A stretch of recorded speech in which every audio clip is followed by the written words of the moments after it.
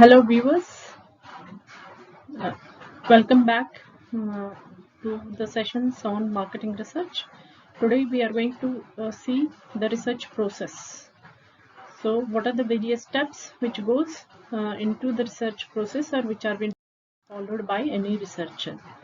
Now if you go through different various books or various references, you will find there are different steps which are being mentioned in the research process. So these vary from the book from different books, but overall if you see the points which will remain the same. So let us see what is the first step. So the first step of the research process is define the problem and research objectives. Okay, second step is develop the research plan. Next it is collecting the related information or data, analyzing that information, and then presenting the findings and going preparing the reports. So the same steps, if you see, are been mentioned in this 11 different stages. Okay, the first, it will be establish the need for marketing research. So what does this step means? So it is very important. You need to identify what is the area of marketing in which you want to do the research. Now research may be, say, just taking example, a researcher is interested in knowing what is the brand perception, or a researcher is knowing interested in knowing how the consumer behavior takes place, or a researcher may be interested in knowing will there be any impact of advertisement. So there may be any what I can say area in which of marketing in which the research can be done. Okay, now basically as we have mentioned in the first session, that is on marketing need for marketing research. So generally the research will be done for either of the objectives. Okay, either of the two important objectives. The first one, either solving some of the problem, or it may be related to finding the opportunity. But most of the times the research has been done for identifying different or finding the solutions to the problems pertaining to any organization. Okay, now the second step is defining the problem. As we have seen, the problem needs to be defined in a very clear way. So what does it mean? Now just take example, we are just a researcher is doing a research, and he mentions there is a gap or difference between the in the productivity of various companies in Japan and India, right? So now this particular problem is not really very clear. Okay, so whenever the problem has been formulated, that needs to be, we are going to see it in the next session, how to formulate a problem. Okay, so the problem needs to be very clear.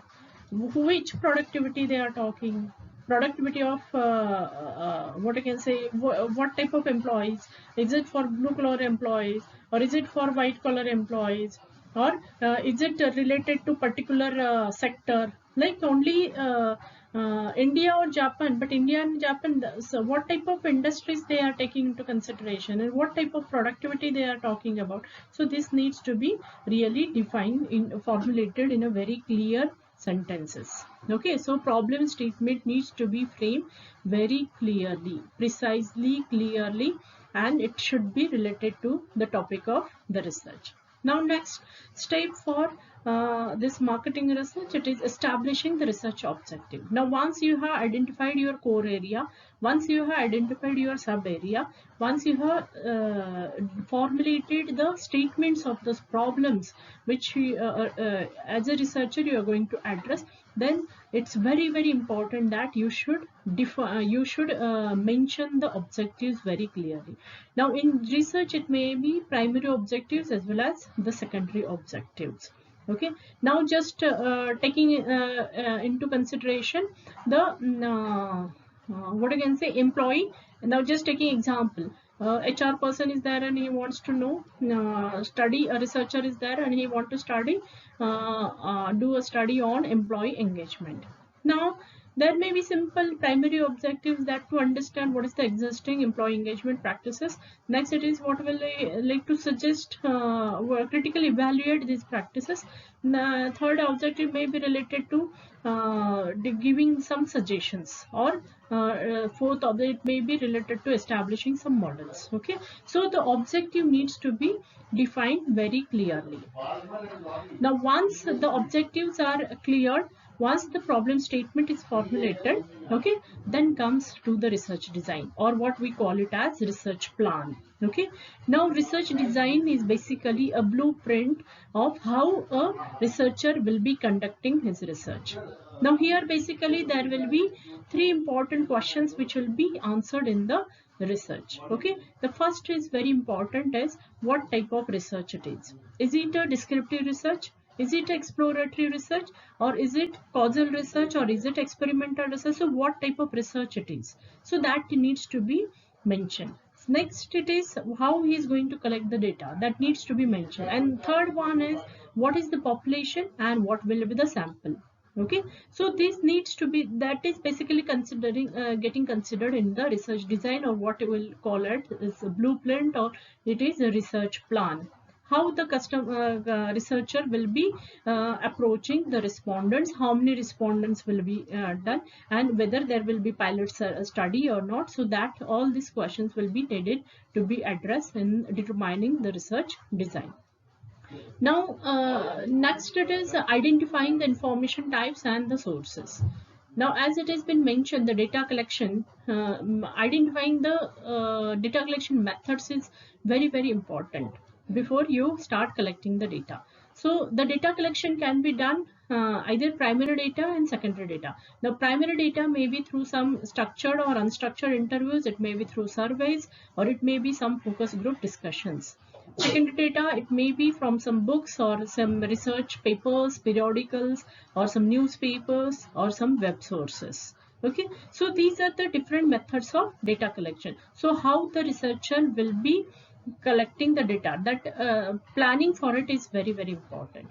Now, once all these things are been at place, then actually comes the data collection. And then you now suppose in the research design you have mentioned that your sample size will be, say you have calculated your approximate sample size to be 1000. Now in the initial phase you may not be immediately going for 1000 collection of 1000. So initially you as it has been mentioned, designing the forms, or it may be the questionnaires. Nowadays because of the digitization, there are many online tools which are been available. Okay, so through which like say Google Forms are there, through which you can collect the data.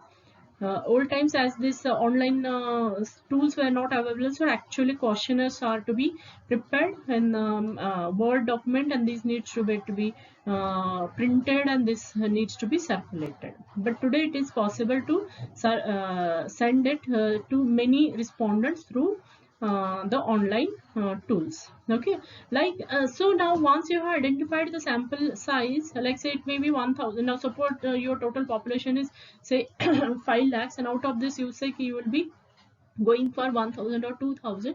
Then in the initial phase it may not be immediately collected, the data will not be collected from all, or the questionnaires will not be sent for all. So here comes the concept of pilot survey. So wherein you will be framing the questionnaire and you will be sending it to say maybe approximately 100 200 respondents. Now you will start collecting the data, what problems they are finding in that questionnaire, and then your questionnaire, final questionnaire will be prepared. Okay, the modifications, improvements in that questionnaire will be made, and then it will be sent to all the respondents under your consideration. Now once the data has been collected, then comes the data processing or the analysis step.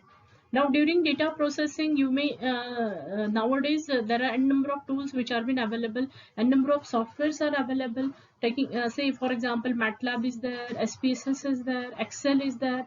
Okay, so it depends on the researcher which tool he wants to use, and most of the functionalities are available in these tools. Okay, now next it is now comes now once once you have decided which software you will be using, you have to get all those data to be entered into that particular data files, and then you start using the analysis. Now for analysis, the researcher beforehand he decides on what tools he is going to use. Now there are n number of statistical tools which are available for analysis purpose, starting from standard deviation, correlation, regression, ANOVA, analysis of variance, or it may be multiple regression, logical regression, hypothesis testing, n number of statistical tools are been available. Not necessarily each and every tool will be used by researcher in each and every research. So he decides on which tool to be used. Some tools may be requiring the factor analysis, some tools, some research may be requiring the use of correlation or maybe regression. So it depends on the researcher which statistical tool he want to use. Now next it is, once the data is fully analyzed, then comes getting the findings and the suggestions ready. Okay, based on the analysis, the findings, interpretation, and the suggestions will be made. Now, and at the end, there will be the conclusion will be formulated. Now, once this all has been done, then the last step of this research process is preparing the reports and presenting the reports. These are the different stages which are been followed by any researcher, and as it has been mentioned, a research is not a haphazard process. It is a systematic process of investigating the problem under consideration. So all these steps are being followed by any researcher. Now this is again another interpretation in the diagrammatic form of all this, defining the objectives, what decision are the researcher or the company is trying to make. Now determining the research design, as I already mentioned, preparing the research instruments. Here we're talking about the questionnaire, or maybe how you will be conducting some experiments if it is experimental research, then collecting that data, analyzing the data, and then visualization, and then communicating all the findings. So these are the various steps which goes into the marketing research process. Okay, so this is all about for this session. Keep watching, wishing you a happy learning, and don't forget to like the video. Thank you very much. See you again in the next session.